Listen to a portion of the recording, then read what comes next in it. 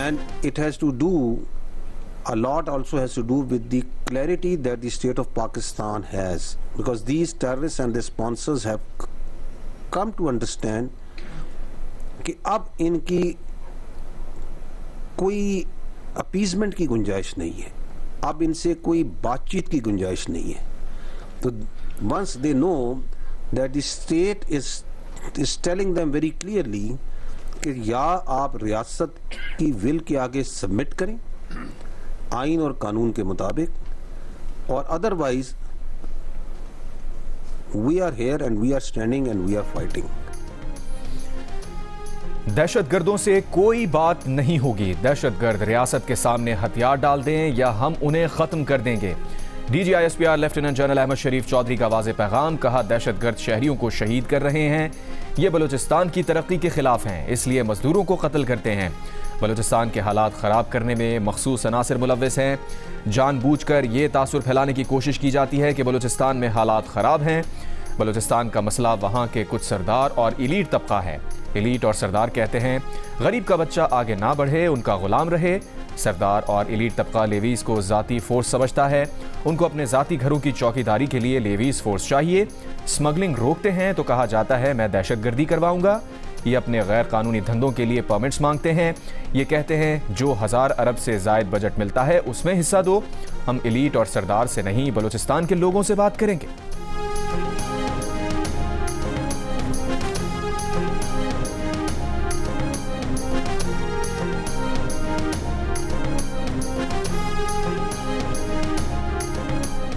Are we a hard state? Unfortunately not. Why? Because once we say hard state, what does it mean? A hard state means एक वो रियासत जिसमें आइन और कानून सबके लिए यकसा हो, जिसमें तमाम मामलात आइन के मुताबिक और कानून के मुताबिक हो, in which there is no elitism. It doesn't mean a military run state. It doesn't mean a armed forces dominated state like it is tried to be interpreted या उसकी तशरीह करने की कोशिश की जाती. That is what is hard state in our understanding is. अगर आप आइन और कानून के मुताबिक अपने तमाम मामलात को ले आएं बिला तफरीक, जिसमें कोई ख्वास नहीं है, आम और ख्वास बराबर हैं, तो ये हार्ड स्टेट होगी. उस हार्ड स्टेट के अंदर सिक्योरिटी होगी, स्टेबिलिटी होगी, उसके अंदर ग्रीवांसेस नहीं होंगी.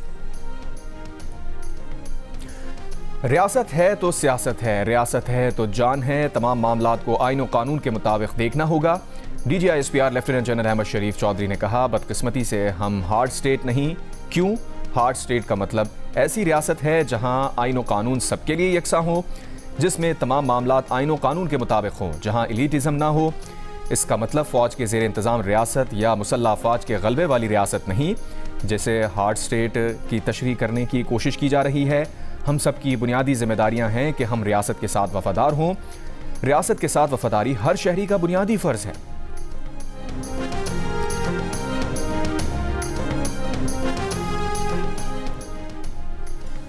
DGISPR का कहना है कि पाकिस्तान का सबसे बड़ा लाडला बच्चा कश्मीर है. वसाइल की बात की जाए तो सबसे ज़्यादा कश्मीर को मिलते हैं. कश्मीर की एक ही आवाज़ है कि हम कश्मीरी हैं, पाकिस्तान हमारा है. कश्मीर पाकिस्तान का अटूट अंग था, है और रहेगा. कश्मीरियों का फैसला पक्का है. अब भारत ने कुछ तो करना है. उन्होंने हुकूक के लिबादे में वारदात डाली है. 2019 में भी भारत की तबीयत साफ़ की थी. 2025 में तो अगली पिछली तबीयतें साफ़ हो गई. लेफ्टिनेंट जनरल अहमद शरीफ चौधरी ने कहा, रियासत ने मुजाहिरीन से कहा कि आप इलेक्शन लड़ें, असम्बली में आएँ. वो चाहते हैं डंडे के जोर पर अपनी बात मनवाएं. उनका एजेंडा सबके सामने वाज़े होता जा रहा है. वो चाहते हैं इलेक्शन ना हो, इलेक्शन तो हो रहे हैं.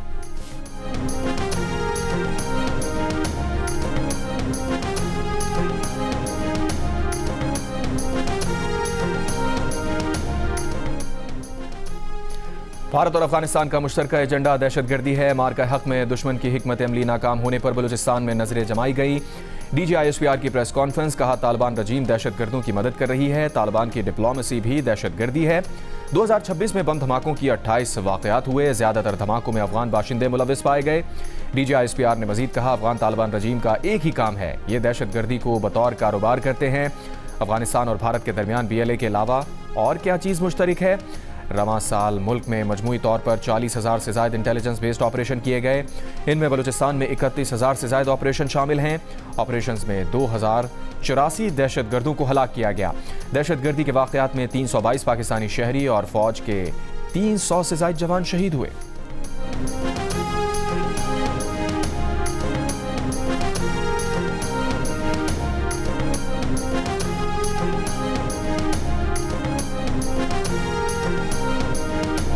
गुड गवर्नेंस के लिए कुछ करना पड़ेगा। अगर गुड गवर्नेंस का मतलब ये है कि 1972 में 7 करोड़ मैक्सिमम आबादी थी पाकिस्तान की, उस वक्त 4 सूबे थे, आज हम 25 के ऊपर हैं। तो अगर अब आपकी आबादी 3 से 4 गुना बढ़ गई और वही 4 सूबे हैं, तो वी हैव टू सी कि is it serving good governance?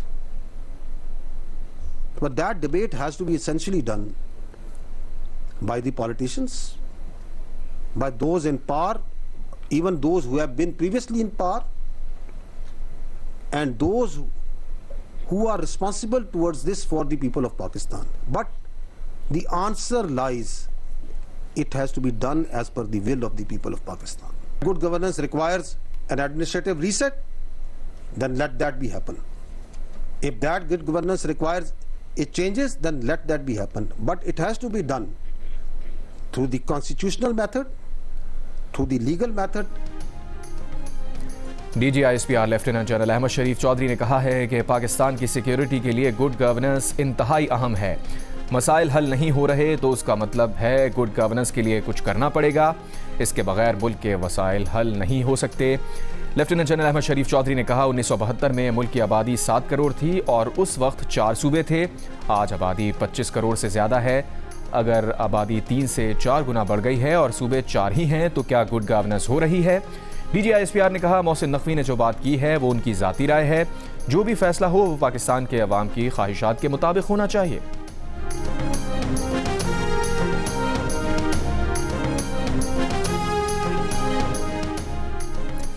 वज़ीर दिफा ख्वाजा आसिफ ने कहा है कि मोहसिन नकवी 3 साल से इस निज़ाम से वाबस्ता हैं और एक तवील मुद्दत तक निगरां वज़ीर आला भी रहे। साइड लाइन पर खड़े होकर आवाज़ें लगाने से बेहतर है जिम्मेदारी कबूल करें। बयान देने या इल्ज़ाम लगाने के बजाय इल्ज़ाम को कबूल करने की ज़रूरत है। ख्वाजा आसिफ ने कहा कि DGISPR ने जो कुछ कहा उसकी मुकम्मल तौसीक़ करता हूँ। जियो न्यूज़ के प्रोग्राम आज आसिफ खानज़ादा के साथ में गुफ्तगू में कहा वज़ीर दाखिला और DGISPR के बयानात में फ़र्क है। वज़ीर दाखिला के बयान का एक सियासी पहलू भी है। मौजूदा हालात में हाइब्रिड निज़ाम की कामयाबी में ही हमारी निजात है। नहीं समझता कि ये सिस्टम के जाने की कोई निशानियां हैं। पीपल्स पार्टी और हमारे दरमियान दरारें मौजूद हैं। इस वक्त मौजूदा सेटअप के जाने की कोई निशानियां नहीं हैं। आसिफ जरदारी, शहबाज शरीफ, फील्ड मार्शल और सिस्टम के दीगर 5-6 लोग मिलकर बैठे और देखें कि क्या करना है।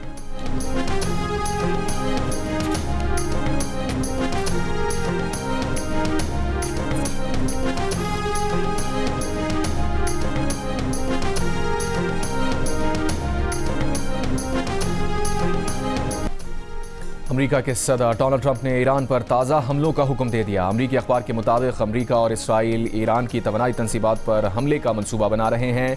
हमले वीकेंड पर होंगे, कई रोज़ जारी रह सकते हैं। सदर डोनाल्ड ट्रंप की काबीना मीटिंग के दौरान मीडिया से गुफ्तगू, कहा ईरानी उन्हें इश्तियाल दिला रहे हैं और उनका ये एतमाद कमज़ोर पड़ता जा रहा है कि ईरान से डील की जा सकती है।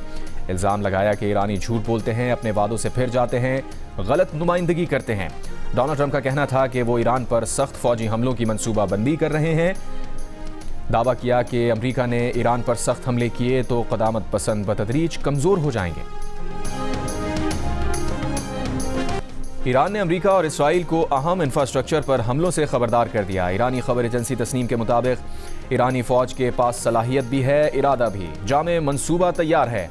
ईरान के ख़ातमुल अंबिया ब्रिगेड के आला तर्जुमान commander major general Ali Abdullahi ने अमेरिका और इसराइल को खबरदार किया है कि जारी हद करके भागने का दौर ख़त्म हो चुका। गलत अंदाजे लगाकर की जाने वाली किसी भी कार्रवाई के नतायज भुगतना पड़ेंगे। बोले अमेरिका और उसके किराए के सिपाहियों को अंदाज़ा हो गया है कि उनके फ़ौजी साजो सामान में कफन शामिल होना लाजिम व मलजूम है।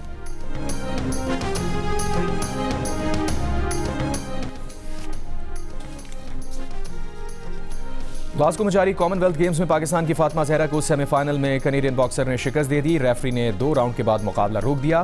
फातिमा जहरा इवेंट में कांसी का तमगा जीतने में कामयाब। ग्लासगो में जियो न्यूज़ को इंटरव्यू में कहा, कॉमनवेल्थ गेम्स में कांसी का तमगा जीतना बाइसे फ़ख्र है। आइंदा कोशिश होगी कि गोल्ड मेडल भी जीतूं। कोच निसार अहमद ने कहा कि कॉमनवेल्थ गेम्स में विमेन बॉक्सिंग में ये पाकिस्तान का पहला मेडल है। फातिमा जहरा ने इस्लामिक गेम्स में भी मेडल जीता था।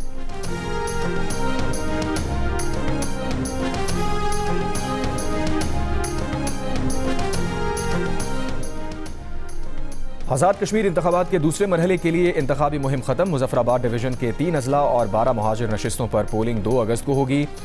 Chief election commissioner justice retired Ghulam Mustafa Mughal ने कहा कि इलेक्शन कमीशन किसी की हिदायत या डिक्टेशन पर काम नहीं करता। इलेक्शन कमीशन आज़ाद और ख़ुद मुख्तार इदारा है। हारने वाले अक्सर धांधली का इल्ज़ाम लगाते हैं। दूसरे मरहले में अवाम वोट पोल करने के लिए घरों से निकलें। अवाम रूट कर बैठ जाएंगे तो फिर मसला जलसे जुलूस और एहतजाज से हल नहीं होगा। यह आज़ाद कश्मीर की तारीख का मुश्किल तरीन इंतखाब है। अगर हालात ऐसे ही रहते हैं तो रावलाकोट के इंतखाबात आगे पीछे हो सकते हैं।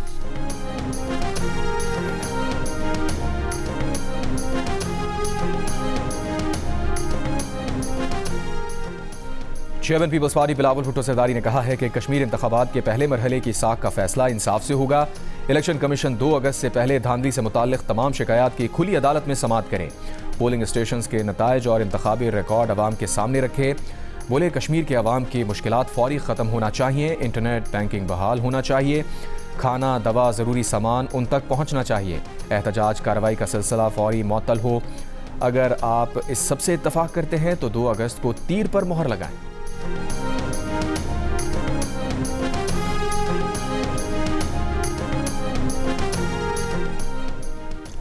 वज़ीर दिफा ख्वाजा आसिफ ने कहा है कि महाजरीन की नशिस्तें ख़त्म नहीं होने देंगे। सियालकोट में जलसे से खिताब।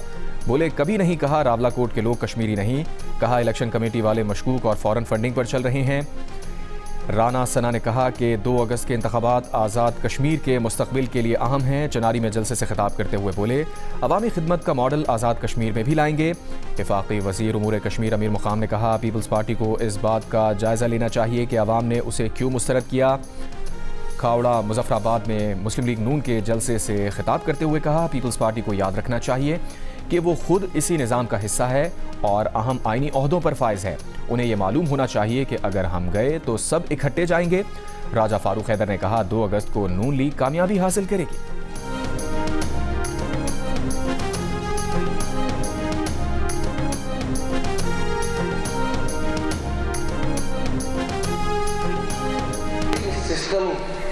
जिसके अंदर हम रह रहे हैं ये कोलैप्स कर चुका है। आप माने ना माने, आपको एडमिनिस्ट्रेटिव यूनिट्स, सूबे, उसको जो मर्जी नाम दे दें, उसको लेके जाना पड़ेगा अवाम की सतह पर। वो जब तक आपके यूनिट्स नहीं बनेंगे और यूनिट्स बन के वो ओनरशिप नहीं लेंगे और नई लीडरशिप नहीं आएगी, ये काम नहीं होगा। ये जो तजवीज़ उन्होंने दी है वो घिसी पिटी तजवीज़ है।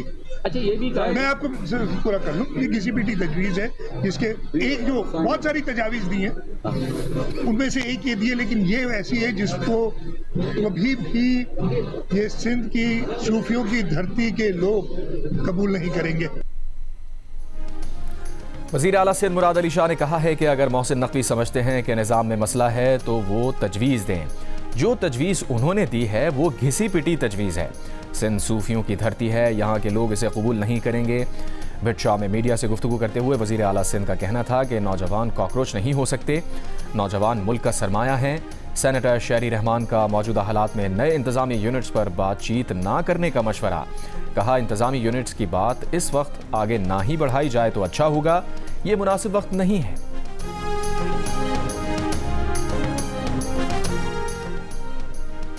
वफाकी वज़ीर सेहत मुस्तफ़ा कमाल ने कहा है कि पाकिस्तान में इंतज़ामी यूनिट बनाने की तायद करते हैं। मौजूदा निज़ाम अवाम की दहलीज तक इख्तियारात नहीं पहुँचा पा रहा।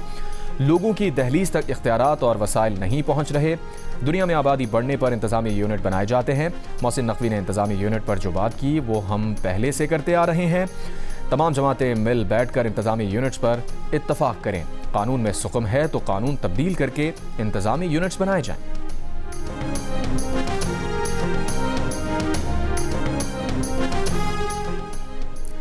माली साल 2025-26 में बराह रास्त गैर मुल्की सरमायाकारी में 33.9% कमी। वजारत खजाना ने मुल्की मईशत से मुताल्लिक माहाना आउटलुक रिपोर्ट जारी कर दी। बताया गैर मुल्की सरमायाकारी $2.477 अरब से कम होकर $1.636 अरब रह गई। बरामदात 4.6% कमी से $30.8 अरब रहीं। तरसीलात ज़र माली साल 2025-26 में 41.6 अरब तक पहुँच गईं। तरसीलात ज़र में सालाना बुनियादों पर 8.6% इजाफा। कम बारिशों से कपास, चावल, गन्ने और मकई की फसलें मुतासिर होने का खदशा। पेट्रोल की कीमत में 12 और डीजल की कीमत में 66 पैसे फी लीटर कमी। पेट्रोल की नई कीमत ₹336.03 फी लीटर मुकर्रर। डीजल की नई कीमत ₹392.38 फी लीटर हो गई। मिट्टी का तेल ₹1.22 सस्ता। वज़ीर आज़म शहबाज शरीफ की ओगरा को तेल और गैस के शोबे में मुकम्मल शफाफियत, ज़ख़ीरा अंदोज़ी और नाजायज़ मुनाफाखोरी के खात्मे के लिए जदीद डिजिटल निज़ाम फ़ाल करने की हिदायत। वज़ीर आज़म से आलमी बैंक के कंट्री डायरेक्टर की क़यादत में वफ़द की मुलाकात। पॉलिसी सिफारिशात पेश की। वज़ीर आज़म की रिपोर्ट का जायज़ा लेने के लिए कमेटी कायम करने की हिदायत।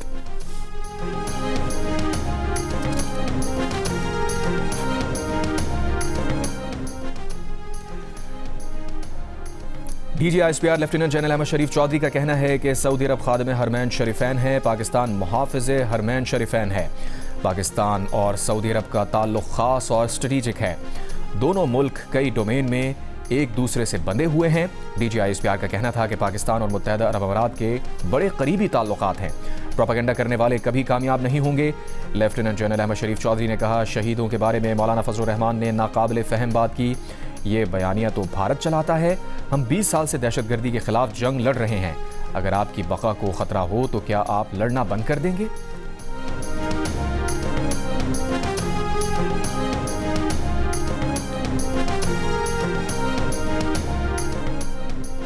पाकिस्तान की फौज हमारी रेड लाइन है। Chairman peoples party Bilawal Bhutto Zardari का वीडियो पैगाम। कहा, कश्मीर की सरहद पर खड़ा हमारा सिपाही जान खतरे में डालकर पाकिस्तान की हिफाजत करता है। हमारे सिपाही किसी सियासी बहस का निशाना नहीं बनने चाहिए। वो कौम का फ़ख्र हैं। हमारे शहीद फौजियों और पुलिस के जवानों की कुर्बानियों को कभी नहीं भुलाया जा सकता। हर कुर्बानी का एहतराम और शोहदा के लवाहिकीन को इंसाफ मिलेगा। जो अपना आज हमारे कल के लिए कुर्बान कर रहे हैं, उनकी इज्जत हमारी जिम्मेदारी है।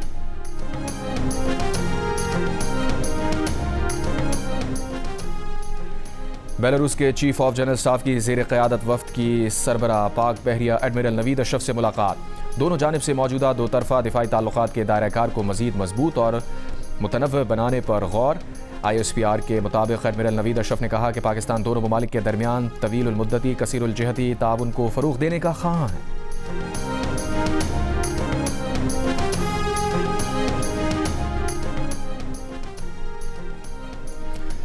बलूचिस्तान में नाइट्रोजन्स खाद पर पाबंदी आयद। डायरेक्टरेट जनरल ज़राअत के मुताबिक पाबंदी धमाका खेज मवाद तैयार करने से रोकने के लिए लगाई गई। तमाम अजला में खाद की नकलो हमल 15 रोज के लिए बंद। ब्रॉड पीक पर बर्फानी तोदा गिरने से लापता 10 को पहमाओं में से 8 की लाशें मिल गईं। ब्रॉड पीक पर मजीद 2 लापता को पहमाओं की तलाश जारी।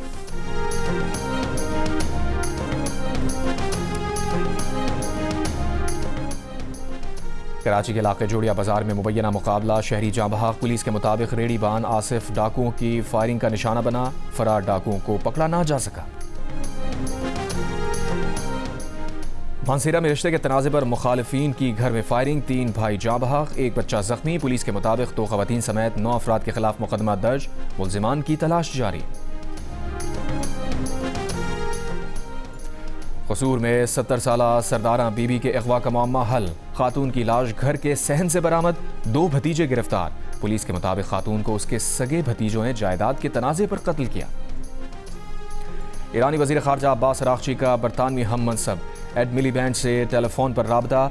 इलाकाई और आलमी सूरत हाल पर बातचीत। खलीजी मीडिया का कहना है कि एड मिलीबैंड ने अराग़ची पर वाज़े किया कि ईरान के खिलाफ जंग में बरतानिया शरीक नहीं। बरतानवी हुकूमत मसले का सियासी हल चाहती है।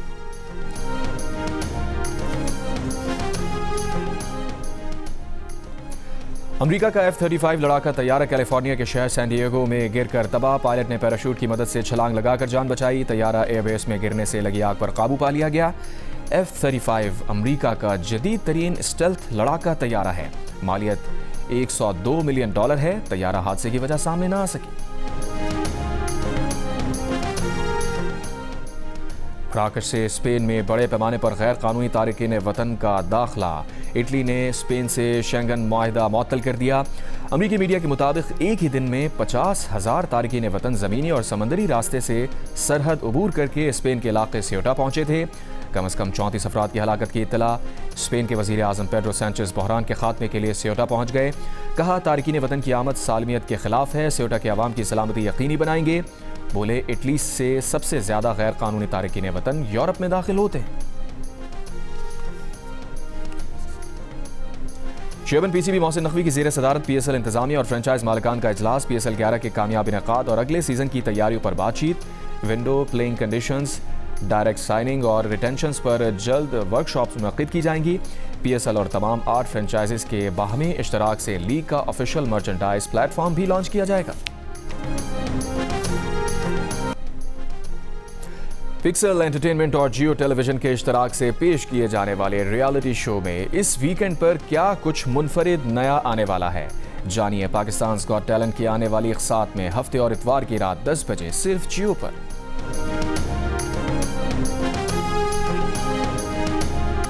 और आलमी शोहरत याफ्ता गुलकार आतिफ असलम ने 18 साल बाद 8 गानों पर मुश्तमिल एल्बम सुबह आए ना रिलीज कर दिया। मदाहों की भरपूर पजीराई। इससे पहले आतिफ असलम की एल्बम्स जलपरी, दूरी, मेरी कहानी ने दुनिया भर में धूम मचाई थी।